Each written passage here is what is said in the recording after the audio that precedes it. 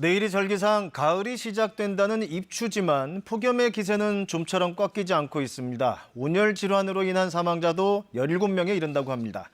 KBS 재난미디어센터 다시 연결해서 기상 상황 점검해 보겠습니다. 이호준 기자. 자, 오늘도 폭염 경보 내려진 곳 많고 37도가 예보된 곳도 있는데 지금 상황은 어떻습니까? 네, 현재 전국에서 가장 더운 곳은 경상북도 경산시 하양읍 금랑리입니다. 이미 37도를 넘었습니다. 지도상에서 30도 이상은 붉은색, 35도 이상은 보라색인데요.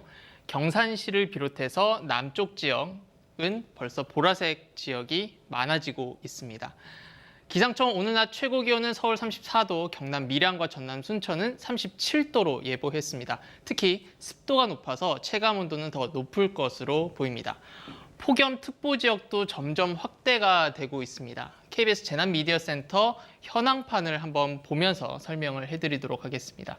현재 제주 산지를 뺀 나머지 지역 폭염특보가 발효돼 있습니다. 강원도 산지, 지리산 주변을 뺀 대부분 지역이 특히 폭염경보 지역입니다.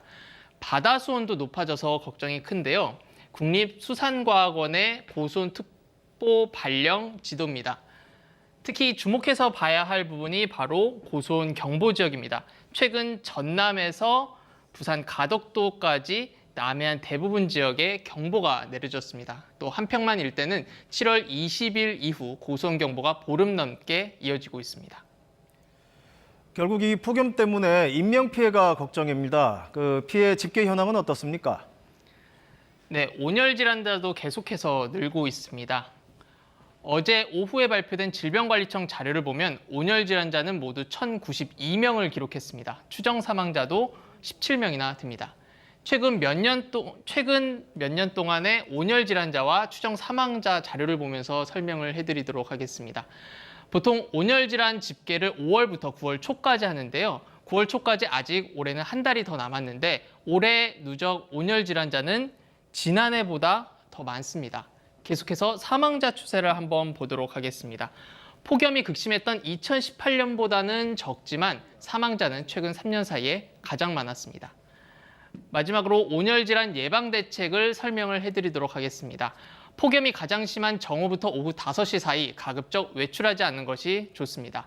외출할 때에는 양산이나 모자를 사용하시고 충분한 수분 섭취를 하는 것도 온열 질환을 막는 데 도움이 됩니다. 특히 고령층은 폭염에 신체 적응 능력이 낮고 만성 질환이 있는 경우가 많아서 주의해야 합니다.